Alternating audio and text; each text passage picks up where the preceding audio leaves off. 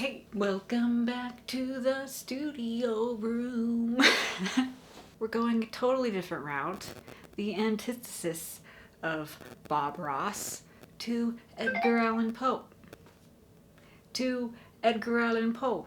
There are a number of stories that I like of his. I think The Mask of the Red Death is one of my favorites. I have to go through and reread the library of his work because last time I did was probably about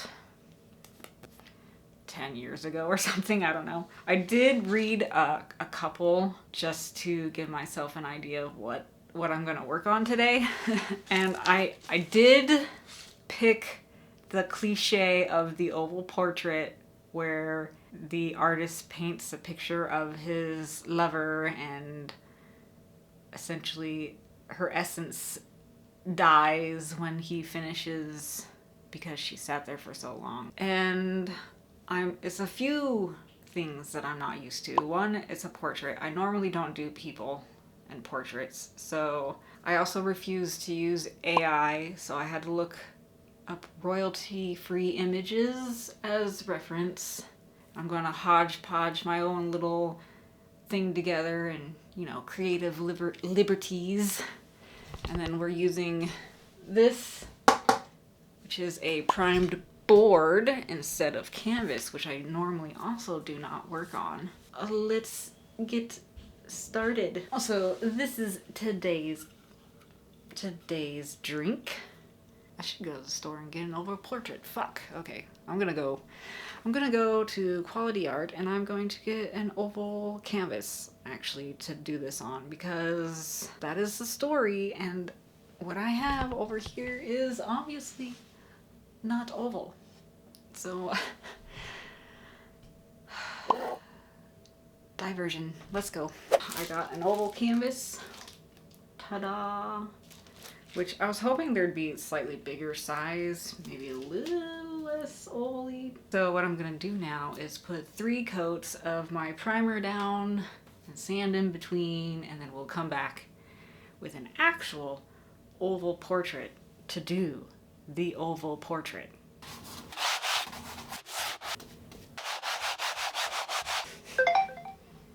I swear, every time I go to talk to you guys, my phone makes a notification sound. See if we get this all done in one go. Alright, so here we go. Off for another little canvas adventure.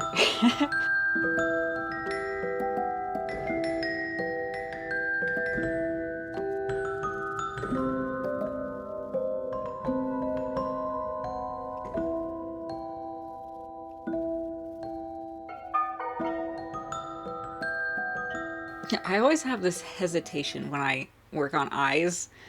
I start the first one and then I go to work on the second one, and I'm just too afraid that they're not going to go together.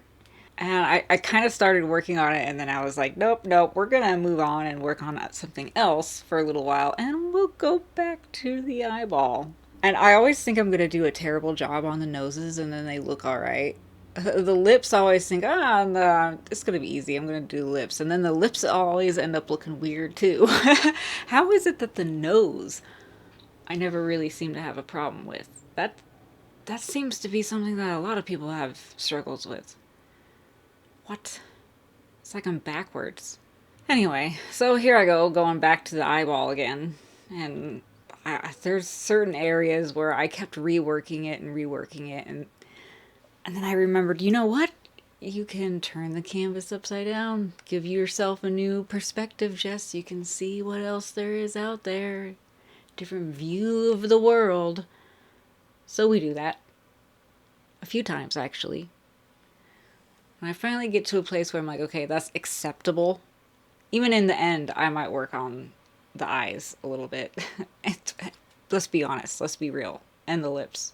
I should probably learn some actual portraiture techniques. I know a couple of the old school basic grid line things, and that's about it, I feel like there's other techniques I could learn. Sometimes I actively avoid doing certain ideas because there's a person in the image. You just get like flashes of ideas and images of things. And you're like, oh, that'd be so cool. Oh, but that's gonna be a pain in the ass. I don't think I can do that. And then you never do it. Which, in all reality, you should set those thoughts aside and work on it anyway. And maybe you'll surprise yourself, or you'll, worst case scenario, learn something. Which, I learned quite a few things. I also learned that I don't make a habit of public reading. Of course not. Why would I? So when you're reading it in your head, you kind of glaze over words that you don't really know how to pronounce. And sometimes you might not even entirely know what the definition is, but in context, you do.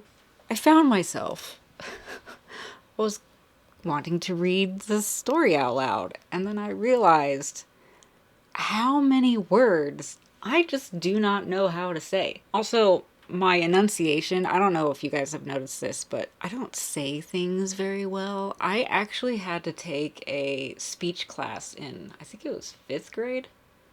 4th grade? I don't know. Sometime in elementary school, they took me aside and was like, you need to take an extra speech class, which was literally just me and I think 3 other students in a room. One of those outside building trailers, that they used to have. Do they still have those? Anyway, it was in one of those, and it was just this little old lady and 4 children reading to each other. And honestly, one of the only things I really remember is her having clear nail polish on her nails and putting lotion on her hands all the time. And her hands were always like this glistening, shiny thing in front of me. I barely remember reading. I have no memory of actually learning how to say anything any better. I do know that I was very shy and I had a lot of social anxieties at this point because it was when after I had moved, I got bullied a little bit, and then my, loud childishness, my childlike behavior got, drawn in, and I became shy around my classmates, and social anxieties just seethed their way in. But all of that aside, I started reading this story out loud and I realized I can't say half this shit. So in my little depiction here, not depiction, in my audio reading, please excuse my lack of talent.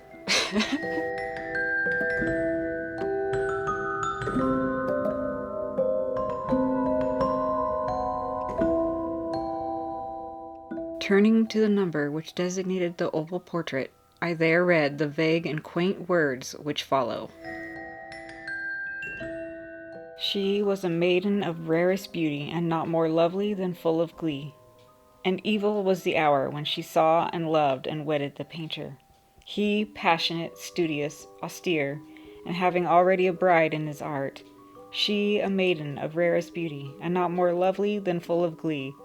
All light and smiles, and frolicsome as a young fawn, loving and cherishing all things, hating only the art which was her rival, dreading only the palette and the brushes and other untoward instruments which deprived her of the countenance of her lover.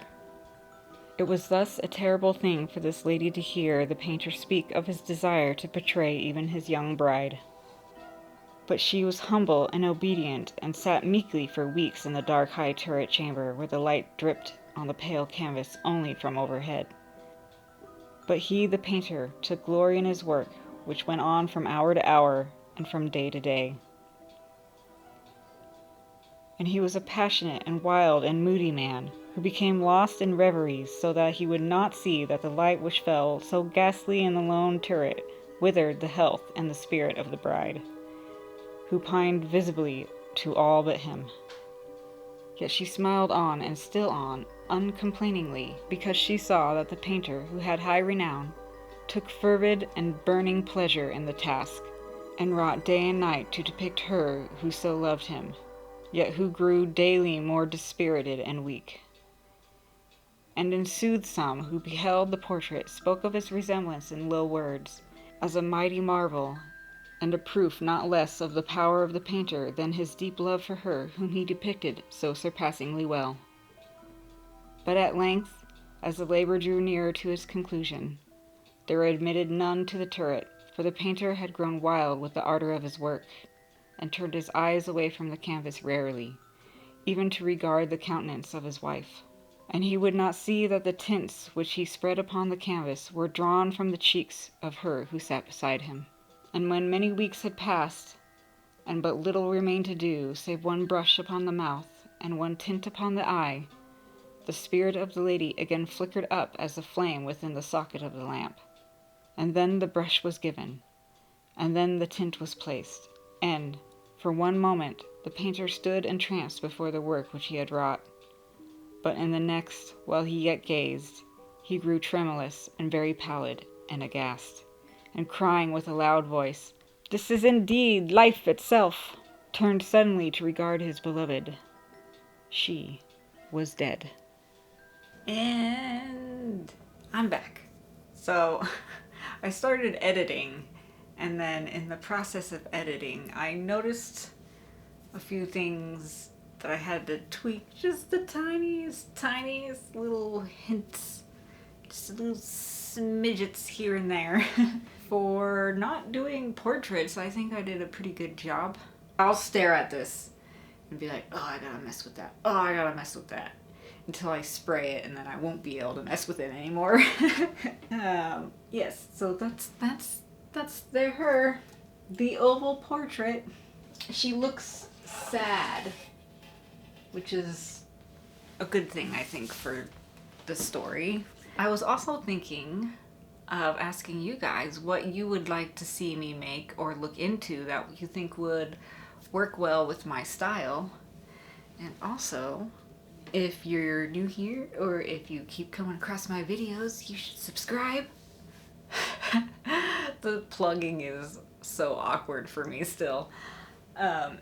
Anyway, I upload every other Friday. I used to be kind of Saturday, Sunday, but I'm trying Friday. I might go to Thursday. I don't know. Right now it's every other Friday is when I upload, and they're just little studio vlogs where I make a piece of artwork based around some random theme of inspiration of some sort. And I hope to see you guys next time.